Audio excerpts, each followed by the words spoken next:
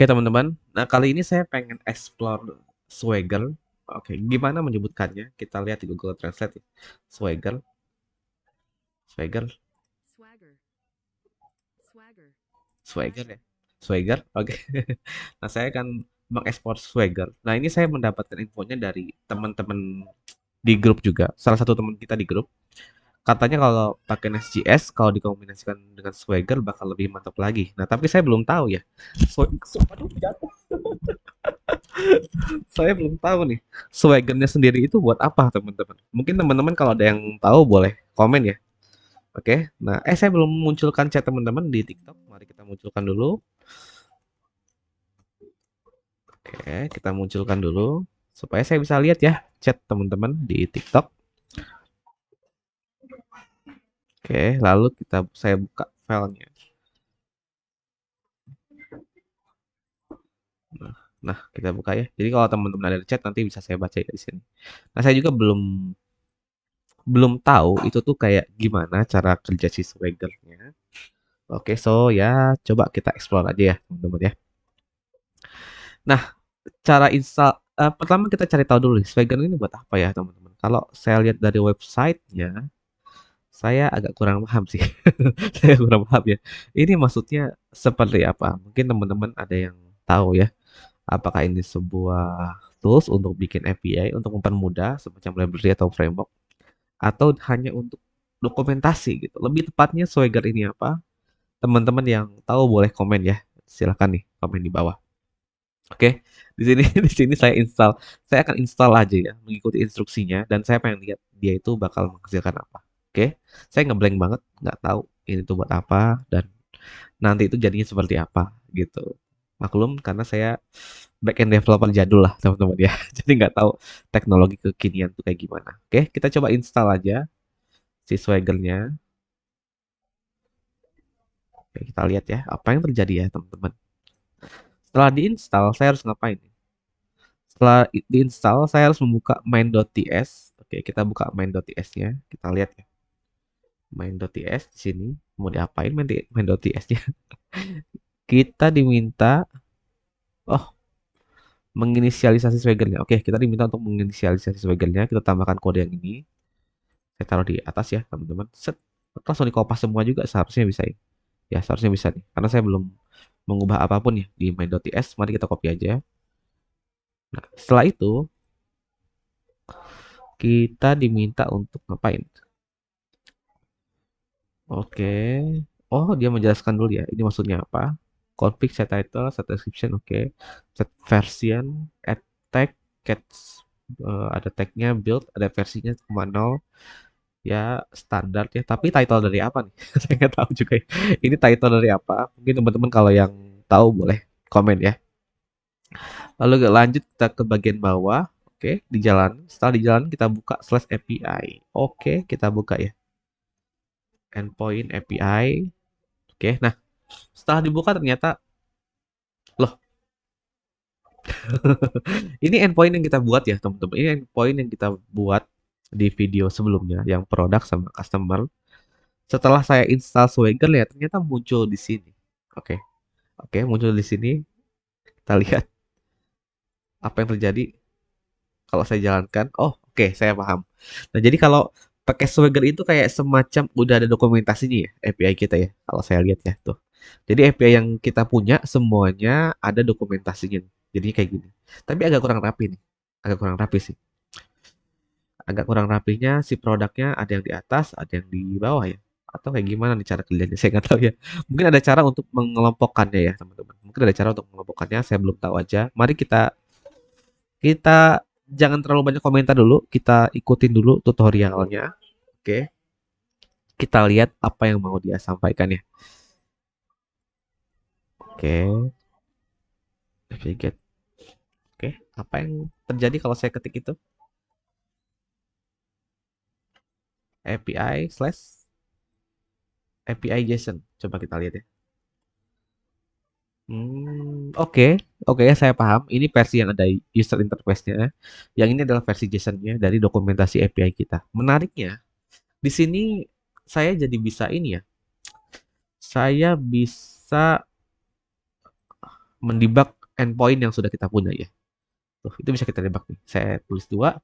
Nah, mana lagi jadi kita bisa kita debug ya, teman-teman. Itu luar biasa sih, teman-teman. Oke, saya lihat yang udah bekerja customer ya. Kita coba ya customer. Customer ini datanya sudah dari database ya. Oh, jalan yang tadi kita jalanin. Coba yang customer post. Saya penasaran. Oke, gimana cara kerjanya? Try it out. Oke, saya harus mengirim body sih ini, tapi nggak bisa ngedebugnya nih dengan body. Mungkin ada yang kurang ya teman-teman. Nah, basically yang post customer ini kita harus menentukan bodinya. Oke, ini respon body.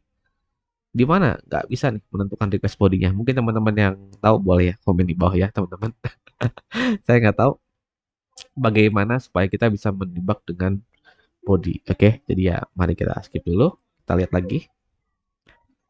File when is specify and helmet. Oke. Nah, saya nggak tahu apa itu Fastify dan apa itu helmet, apa itu helm. Saya nggak tahu teman-teman. Kita skip dulu. Kita skip dulu. Oke, apa maksudnya ini? It's possible to provide some extra options to find. Oke, oke, oke. Sepertinya hanya konfigurasi aja terkait dengan dokumen. Dan saya belum tahu dokumen yang dimaksud itu apa. Names like create user instead of user control create user. Oke, oke, masih konfigurasi. Sudah ya? Sudah teman-teman. Nah, ini problemnya kita nggak tahu si Swagger ini buat apa ya. Sepertinya sih hanya buat dokumentasi. Hanya buat dokumentasi. Tetapi di sini API-nya tidak dikelompokkan ya. Gimana supaya dia dikelompokkan nih? Supaya kelihatan lebih rapih gitu. Coba ya, Nest.js, Swagger,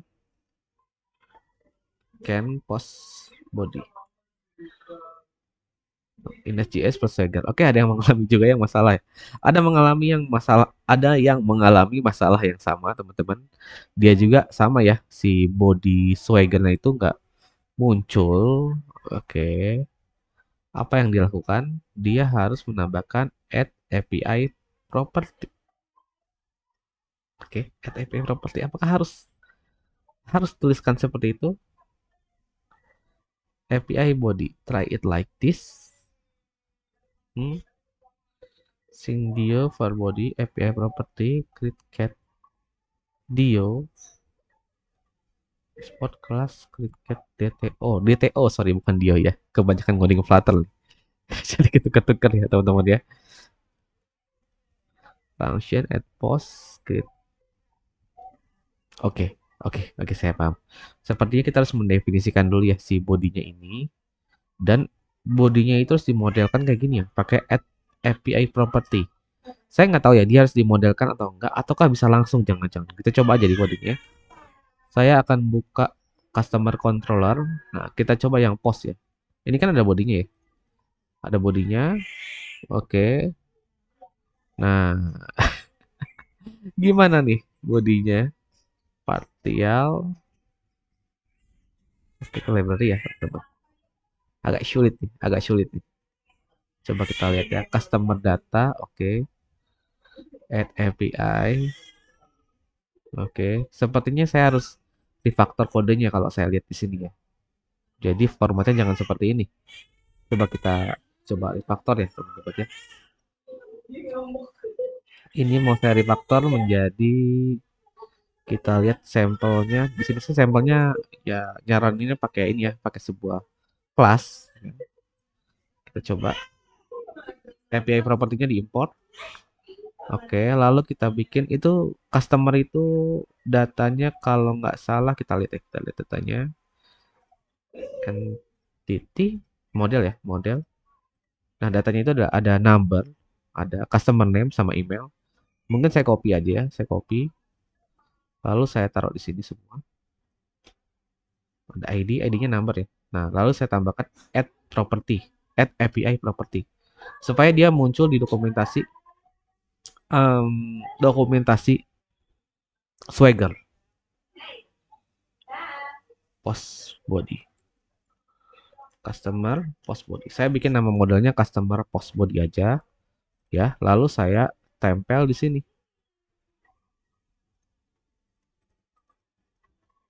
Apakah harus pakai parsial? Langsung aja kayak gini ya. Oke, ya langsung kayak gini. Kita coba dulu ya teman-teman. Ini returnnya nggak usah aneh-aneh dulu deh. Saya nge-return teks aja dulu nih. Nice one.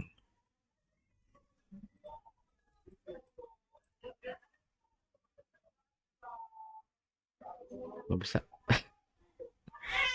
Promise customer. Oke. Oh, karena saya minta ini nge-return fail-nya itu adalah sebuah promise customer ya. Makanya nggak bisa. Oke. Jadi solusinya gimana? Solusinya saya pengen lihat dulu di app controller. Oke, langsung aja saya tulis string berarti ya. String. Nah, ya, kok no error ya, teman-teman. Lalu kita coba buka dokumentasinya setelah saya ubah di bagian post customer. Nah, sekarang sudah ada contoh datanya ya. Ada ID, customer name, sama email. Oke, di sini saya memahami sesuatu ya. Ternyata kalau kita nggak definisikan modelnya, itu nanti di dokumentasi ya nggak muncul.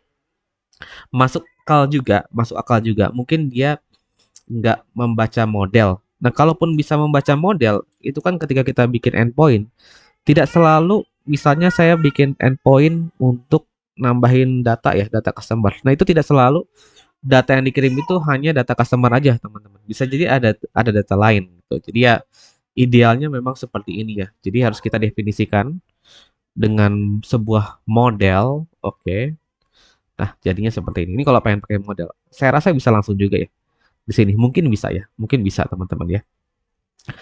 Oke, nah sampai di sini ketika kita jalankan ulang projectnya, nah si Swagger ini kayak bisa mendeteksi kalau misalnya endpoint slash product ini membutuhkan data ID, customer name, sama email. Nah, dia tahunya dari sini ya.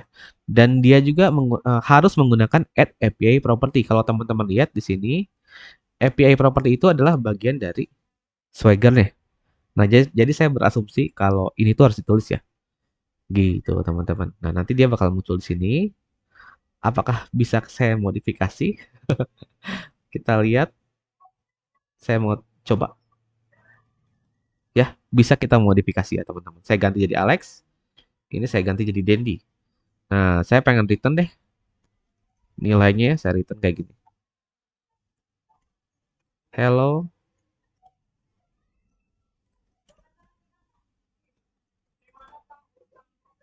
Email aja ya. Oke. Kita coba jalankan. Execute. Nah, saya mendapatkan respon. Hello, Dendi. Hello, Dendi. Karena email yang saya masukkan adalah Dendi ya. Dendi ya, teman-teman. Di sini ya, Dendi. Kalau saya tulis denny@gmail.com, ya dia akan menampilkan hello@denny@gmail.com. Ya, kayak gitu. Oke, good. Ternyata solusinya kalau misalnya nggak muncul di Swaggle-nya, ya kita harus definisikan semacam modelnya gitu ya. Oke, semacam model ketika teman-teman bikin request post ke endpoint slash customers. Jadi harus kita definisikan, teman-teman. Oke, tadi sampai mana ya? Saya belum record nih. Oke, nah tadi kita sudah berhasil menambahkan ini ya, menambahkan request bodinya. Oke, intinya ketika kita bikin API, kita harus mendefinisikan API propertinya. Nah, seperti ini supaya Swagger itu mengenali ya data apa aja yang seharusnya dikirim di endpoint post customers kayak gitu. Nah, sekarang saya pengen mengkategorikan oke, endpointnya supaya tidak acak-acak kayak gini, teman-teman. Ini kan semuanya masuk ke dalam kategori default. Nah, saya pengen dia itu berada pada kategorinya masing-masing. Kategori atau grupnya masing-masing ya, teman-teman, supaya terlihat lebih rapi. Nah, caranya gimana? Nah, tadi saya googling dan dapat solusi ini. Jadi kita diminta untuk menambahkan add API text ya. Kita diminta untuk menambahkan meta API text dengan parameter catch. Kita coba lihat parameternya tidak harus catch ya. Parameternya bisa pakai yang lain, misalnya customers. Customer, misalnya. Saya import, save, lagi-lagi dari Swagger-nya, API text, jadi perlu diimport dulu. Kita lihat hasilnya ya. Nah, sekarang kita berhasil mengelompokkan kode kita ya. Yang tadinya semuanya di satu tempat, sekarang sudah terpisah, teman-teman. Tuh, ya. Sudah terpisah. Jadi sudah jauh lebih rapi. Saya pengen terapkan juga untuk produk, berarti saya tambahkan API text di produk ya. Nah, di sini. Oke, kita import Swagger-nya. Hasilnya kita lihat. Salah. Oke, jadi kuncinya di situ ya. Tinggal tambahin API text-nya. Tuh, belum jadi. Belum jadi, teman-teman. Nah, jadi ya tuh. Product, customer, gitu. Jadi ya tinggal ditambahkan ini aja sih ya. Kita lihat produk kategori juga bisa kita tambahkan. Ini udah jalan belum ya endpointnya? Saya lupa lagi. Coba kita tambahkan aja. Produk kategoris. Save. Kita refresh. Ya, yang produk kategoris juga bisa ya, teman-teman. Itu juga bisa dikelompokkan. Oke, saya rasa itu keren.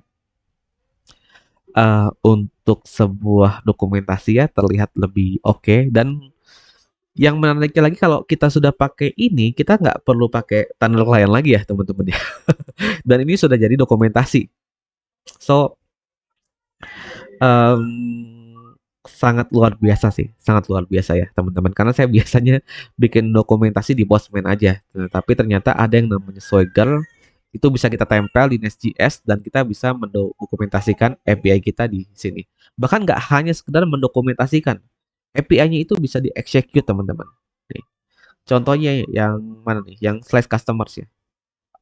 Kita klik, nah kita bisa jalankan nih di browser. Tuh, dapat ya responnya seperti ini. So, ya keren ya teman-teman. Keren. Oke teman-teman, mungkin untuk Swagger yang kita explore hari ini cukup sampai situ aja. Oke. Saya rasa cukup mudah ya instalasinya. Teman-teman tinggal install aja Swagger-nya. Mungkin saya review sedikit ya apa yang sudah kita explore nih siang ini. Yang pertama teman-teman install dulu Swagger-nya seperti ini. Oke, tidak perlu login di mana-mana, tinggal install aja. Nah, setelah itu melakukan konfigurasi di main.ts ya, di file main.ts yang ini. Dikopas aja kodenya semuanya, ditempel di main.ts. Setelah itu kita udah bisa menggunakan si Swagger-nya ya dengan mengakses uh, endpoint slash API. Nanti hasilnya kayak gini. Nah, di sini semua endpoint yang teman-teman buat bakal muncul di sini. Nah, tapi tadi kita lihat ya di data postnya itu tidak ada request body-nya. Nah, supaya ada request body-nya, kita harus mendefinisikan yang namanya API property. Nah, itu bisa kita definisikan di sini, teman-teman. Nah, di sini ya. Kita kayak bikin semacam modelnya, lalu kita kasih tag API property. Saya tidak tahu ya, ini bisa tanpa model atau tidak. Sepertinya sih bisa ya, sepertinya bisa. Tapi ya kalau mau dimodelkan seperti ini juga boleh, ya. Itu juga bagus ya, teman-teman. Lalu tadi, nah tadi itu kodenya masih tergabung semuanya. Dokumentasi masih tergabung semua di dalam default. Nah, supaya dia bisa dikelompokkan menjadi seperti ini nih, customers, produk kategori. Caranya kita buka controllernya dan kita tambahkan meta API text dan tulis nih namanya mau apa. Misalnya customers ya sudah dia akan dikelompokkan ke dalam grup customers ya. Contohnya yang tadi itu yang produk ya. Saya masukkan API text products, nah dia akan dikelompokkan ke dalam grup produk. Gitu teman-teman. Oke, mantap ya. Saya rasa cukup menarik ya si Nest.js ini layak untuk dicoba. So teman-teman yang pengen coba silahkan. Oke, karena saya juga baru explore lagi ya terkait dengan Nest.js ini. Seperti itu. Silakan dicoba ya Swagger nih. Ya, thank you ya buat saya lupa namanya nama Masnya. Thank you buat Masnya yang sudah kasih tahu saya dan merekomendasikan saya untuk menggunakan Swagger. Menarik.